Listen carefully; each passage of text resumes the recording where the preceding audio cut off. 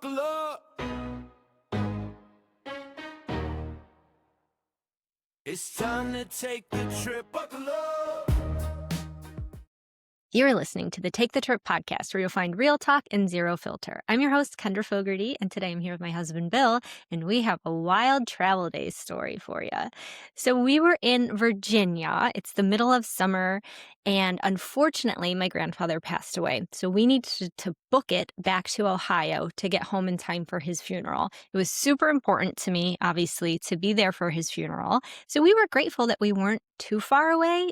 So we were planning to arrive the night before so that we could spend time with family. So we start making our way back, and we are maybe an hour away from the campground on our trip, and then we're on a highway and someone flags us down like frantically. They have like fear in their eyes.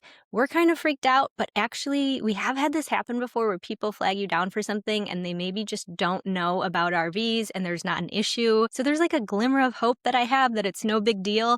This person like freaked out, so we kind of were too. So we pulled off as soon as we could. The first exit it's a really small town in Virginia. We find a strip mall though, which is good because it has a huge parking lot. So I get out, start checking out what's going on, and most of the leveling system jacks have fallen nearly to the ground. One of them must have been dragging when we came in, but they were just falling. There was nothing holding them up at all, and it was just getting worse. We also noticed that the bottom of the slides were slightly coming out, and that was obviously a safety concern. Tried to call Lippert, couldn't get through to them, ended up calling Keystone. They pretty much just told us like a few dealerships that we could take it to in the area, but other than that, they were, not very helpful in diagnosing the issue or anything. So got the insurance company involved. They said that they could send somebody out to tow it, which was nice. So while we were waiting for that, I started trying to diagnose the issue. Lippert finally get through to them, and they seemed to think that it was an electrical issue, not a hydraulic issue itself. They thought that the electrical system was faulty, and that's why it wasn't working properly, because the jacks wouldn't come up. It wasn't just that they were falling. When I tried to retract them, nothing was happening. The motor was going, but nothing else was happening. I tried to replace the battery. There was an AutoZone right down the road. Hauled a huge battery down from AutoZone. That didn't fix it. Tried troubleshooting a few different things. So Bill's out there working on the rig. I'm trying to just keep the kids entertained. They're like 4 and 7 at this point, I think. So this is a little bit difficult for them because it's like 90 degrees. It's hot as hell. And we have nowhere to exist. We can't really stay in the truck because it's too hot. It's so hot in the middle of this parking lot. Bill's on the phone. He's like on the ground. He's sweating all over. And we're just kind of then just waiting for this tow truck because we're like, okay, this really sucks, but as long as this tow trucks come, it's going to be fine. We'll be on their way and we'll just be able to deal with it. So a couple hours go by when he's troubleshooting and I'm just trying to keep the kids happy, and roadside assistance calls and they say, no one's coming. No one can help you. You're on your own. They're saying that the rig is just too big, which is bizarre, but apparently no one is coming. They just kind of tell us we're shit out of luck. So we're confused because we thought this was the exact situation that we had roadside assistance for, but apparently that's not really the case. So then we're like, what are we going to do? And then I kind of start panicking a little bit more because, I need to be at my grandpa's funeral the next day. I have to be there, and I do not know how this is going to happen. We can't leave the RV there and detach it from the truck or anything like that, but how are we going to move it? After we figure out that nobody's coming to get us, it had already been a few hours. I'm panicking now. We got to get to Ohio. How are we going to figure out how to do this ourselves? So get back on the phone with Lippert and we're troubleshooting, but Kendra and the kids are miserable. It's like 90 degrees outside. Yeah, and Bill was miserable too. I mean, you smelled so bad, so you had to be miserable. And so at this point, I remember sharing a story to my Instagram page where I'm just like sobbing and asking anyone if they have any like golden nuggets of wisdom that's going to somehow save us from that situation. I just felt so trapped. It was a really difficult feeling to have because it was like, really, what do we do? And that was hard. And yes, the kids were having a difficult time too. It was so hot. Thankfully, there was a pizza place in this strip mall that took mercy on us. So then they let us hang out in there for hours and just, endless refills of cold drinks, which was really nice. And of course, we got some pizza too. So that was helpful. That was definitely a silver lining. So Bill's still working on it, and it just sounds like he's really not able to handle it remotely from what Lippard's saying on the phone, even though they were trying their best. So at that point, we're like, we don't really have much of a choice, except we need to limp this thing over to a dealership somehow. Basically, what I had to do, I tried putting ratchet straps on there, but they would just bust through the straps. So there's just so much pressure in there. Yeah, it broke a few of them. So I had to disconnect the hydraulic lines. Unfortunately, what happens then is when you start trying to close them, then all that transmission fluid just sprays everywhere. So I'm trying to like get it on tiles and stuff like that, but it's making a mess. There's transmission fluid all over me. Not a good situation. But finally, we get them strapped up, and it's safe enough to get to the nearest dealership. Yeah, it wasn't a fun drive. Definitely freaked out the whole time, but it was luckily close enough that we were able to make it work. And we thought we got really lucky with this dealership because we explained the situation that we're full-time RVers.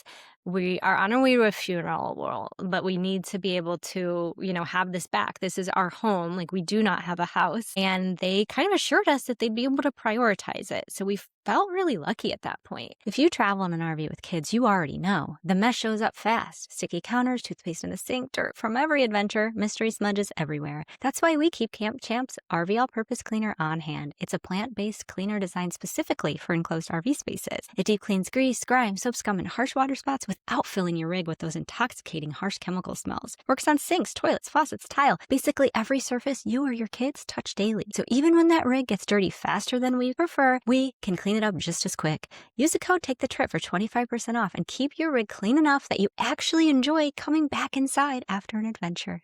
I have a confession. If there was one thing that almost got us off the road, it was the homeschool situation. We felt overwhelmed and learning was feeling stressful for everyone. Then we switched to Me Academy and it honestly changed everything. The lessons are engaging, we love the flexibility, and having the full K-8 course catalog means our kids can work at the level that's right for them. Features like read aloud, captions, and transcripts help them stay independent and confident, which has brought so much peace back into our homeschool days and has them actually loving learning. You can try Me Academy for just $1.99 for the first 30 days, and then you can use the code TRIP20 to save 10 to 20% depending on the subscription type and see how it can bring that same balance to your homeschool journey too. So we drop it off. It's getting dark. It's past dinner time. We definitely are not getting anywhere near Ohio, but we did find an Airbnb. The closest one was like an hour away. So we were like, we'll just go to that one. It didn't have any red flags in the reviews. But then when we arrived, have you ever been to an Airbnb where you are like, oh, should I stay or should I just go right now? Like, can I actually stay here? Because that was that situation for us. It was really dicey. If we had actually been able to do our research, there's no way we would have stayed in this particular part of town. It was in a parking lot of a laundromat, and there was also a gas station across the street. And this appeared to be a hub for dealing and using. It was very, very uncomfortable, but thankfully the Airbnb did have some pretty serious locks going on. And yeah, it was really... We found out why. We definitely found out why. We both slept with like one eye open. Bill's like cuddling his safety equipment through the night. But the good thing is that our kids loved it. So even though we were so stressed out, they were having the time of our lives. They thought it was just so fun to be in an Airbnb. It was nothing fancy. Like, I don't even think it was cute at all. They just thought it was thrilling to be in this home. So that was funny. And then in the morning, we peeled out at like 100 miles per hour, especially because when we were packing up the truck, unfortunately, there were people using right there in the parking lot. It was really, really uncomfortable. So we have a really long travel day. We do not usually drive more than 4 hours. We were going to, break it up. So we did have a much longer day than we usually do, but we were able to get there in time with about 15 minutes to spare. It was so dicey. We had to get my brother to bring us food because we hadn't eaten. So we're like smashing some fast food right before we needed to walk in. It was kind of a funny feeling for me because going to a funeral with my extended family after we've made this kind of shocking to some people, the decision to live in a trailer after selling our home, I think they just kind of maybe were, some people naturally had some thoughts about what we were doing exactly. So even though we obviously choose and love living in a trailer, I did want to show up looking like well put together. That was not what happened, though. I don't even think I brushed my hair. I don't think I brushed my kids' hair. Bill did not have time to get his dress shoes from his mom's house, so he was wearing some like Merrill hiking shoes, right? So he still talks about that as being just completely mortified of the time he went to a funeral in sneakers. But I was just grateful that we were able to be there, even though we were completely disheveled. I don't even think we had time to like take a shower. It was not great. Well, you took a shower at the Airbnb. There was no way he could have rolled in with the condition he was in after the repair. Well, I showered the night before. The night before, I think, yeah. So it was funny, but it was just like, okay, we're just glad that we're there. So it was all good. I was able to go in and honor my grandfather with sharing one of his favorite dirty jokes. Should I share the joke now, Bill? I think so. Okay. So I need to put a rating on this. Oh, yeah. podcast. I'm going to have to put an explicit rating on this one.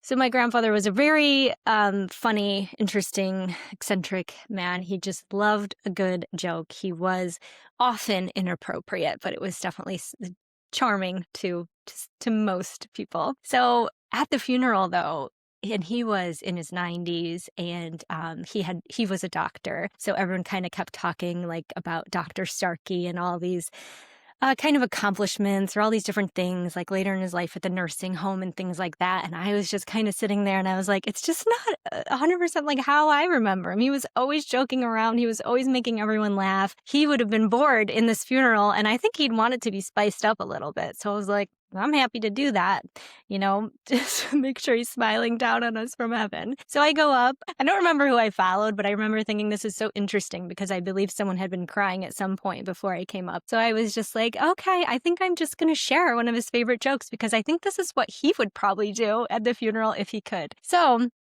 this was the joke, and I edited it just a little bit. He told it slightly differently. But there was this couple, and they're driving through Pennsylvania. And the husband, he's actually deaf, and they're driving. The wife is driving. She's speeding, and they get pulled over. And then the police officer is like, oh, where are you guys from? And they were like, well, we're actually from Ohio. And then the husband's like, hey, what did he say? So she lets him know. He just asked where we're from. I let him know we were from Ohio. And then the police officer who was a female, she was like, oh, yeah, Ohio. I've been to Ohio. I actually had the worst lay of my life in Ohio. And then the husband was like, hey, what did the officer say? And then the wife turns back to him and she says, oh, she said that she knows you. So there's the joke. If you're wondering how that went over, it went over pretty well. A lot of people laughed. Most of the room, I think, had heard the joke before, so they thought that was funny. Can't speak for everyone. I'm sure there were a few people who thought that was a little bit bizarre, especially some of the other older people from the nursing home. But I was like, I just have to do him justice today. So I was glad that we made it so I could tell a dirty joke at a funeral. So anyways, we were grateful we made it, and we had this Airbnb in Columbus, so it was lucky we found something too. But then the next day, we had to face reality. We were really torn on what to do at this point because we had no idea how long our RV was going to be out of commission, how long until we would be able to move back in. We hear horror stories of things like this happening, and people are out of their units for months, and that was a big fear of ours. So we had considered staying with family in Ohio to avoid continuing to have to pay for Airbnbs, but it felt so wrong to be that far away from our RV. And we had all that food in there that we had to take care of, because if we were going to leave that in there, that would be a terrible situation. I don't know if we would ever have been able to get it cleaned. So we did decide to drive back. We had to clean out everything in the fridge, everything in all the cabinets too, because this is something you might not always think about. Even though it's shelf stable, it's not shelf stable to 120 degrees or however hot it gets in there. That, will ruin anything on your shelf. So we had to throw away literally everything. We were able to grab a few items we needed. Then we stayed at a very different Airbnb. We had a really lovely farmhouse that we found. So that was actually really nice to have that stay, but we were just so stressed out and so anxious at this point, waiting to hear what the RV shop had to say about it. So a few days go by, and then Bill finally checks in with the RV shop to see how the repair is coming along. Yeah, so this is probably a few days after they said that they were going to look at it, and I hadn't heard back, and apparently they hadn't looked at it at all. And so I tried to get an ETA on that, and they said it would probably be about 2 weeks out before they were even able to get somebody to try to diagnose the problem. For us, that really wasn't going to work out. We were lucky enough to have insurance be able to cover the cost of our lodging while we were out of the RV, but there was a cap on it, and that cap was just quickly approaching. It get expensive to stay in Airbnbs or a hotel while you're paying for an RV at the same time. Well, so at night I hopped a fence to the dealership. I threw my tools over the fence, started watching some YouTube videos, trying to fix the problem myself. They didn't want me working on it there, but the manager did say that he wouldn't tell anybody. So that's what I did. And it took me a couple of days, but we finally got it fixed. There was more than one problem that was going on with it. So it was the inverter converter and an inline fuse, and then the hydraulic system needed to be reset. So wasn't that expensive to fix myself, a couple $100. The next morning I was pulling it out of there. Yeah, I don't even think we told them that we were going to take it. We were a little frustrated because one other thing was insurance had said whatever the shop told the insurance company was not going to be covered. But this was frustrating because the shop hadn't even looked at it. So they just kind of made something up, and that was really bizarre to us. But luckily, the insurance company did still cover. They didn't cover anything on the repair or any of the follow-up, but they did help us with the Airbnb stays, which was great. We were so ready to be back in the RV, though, because we were panicking. We ended up staying at some really nice places after the farmhouse. We went to this mountain resort, and it was lovely, but even the kids just wanted to get back to the RV so bad. So we were all really grateful when Bill was able to get a master's degree from YouTube on the particular situation and was able to get us out of there. That was like the freedom ride that felt better than even like the first day that we set out on the road. We were just really happy and optimistic, nervous that it was something else was going to go wrong. But luckily we did make it to the campground that we needed to get through. And then a couple days later, we got a call from the insurance company, and they told us that the RV repair shop said that they were going to be able to take a closer look at the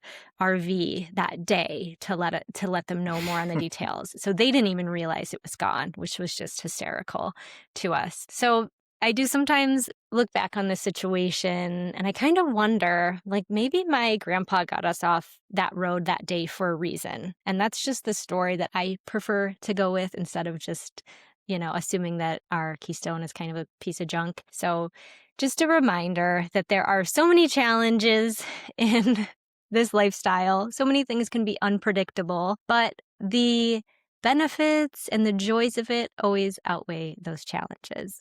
Thank you so much for listening today. We really appreciate it. Thank you so much for Camp Champ for sponsoring this episode. Be sure to check out their line of great products, and safe travels out there, y'all.